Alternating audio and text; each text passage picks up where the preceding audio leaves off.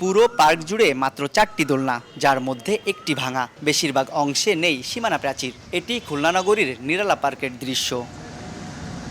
একই চিত্র খুলনা মহানগরের 6টি শিশু পার্কের 5টির। গোলকমণি ও সোনাডাঙ্গা সোলার পার্ক রয়েছে শুধু নামেই। সেখানে শিশুদের খেলা ও বিনোদনের পরিবেশ নেই। হাদিস পার্কে বিভিন্ন রাজনৈতিক ও সামাজিক কর্মসূচি থাকায় সেখানেও খেলার পরিবেশ নেই। আর খালিশপুর শিশু পার্কটি ইজারা দেওয়া, যেখানে প্রবেশ মূল্য থেকে রাইড ফি সবই নিম্নবিত্তের নাগালের বাইরে।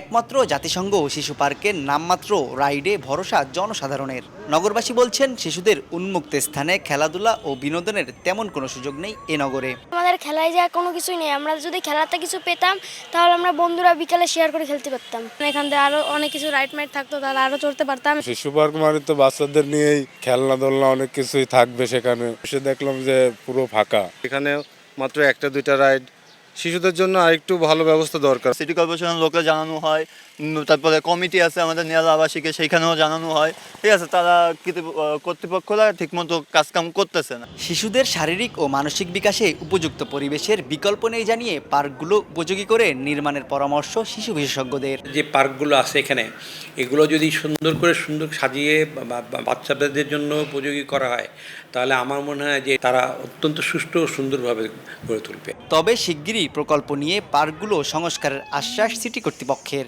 শিশু পার্কগুলো উন্নয়নের জন্য আমরা কয়েকটা প্রজেক্ট দিয়েছি। শিশুদের যে ঘোরার জন্য যে পরিবেশ, সেই পরিবেশ সৃষ্টি করার জন্য চেষ্টা করা হবে।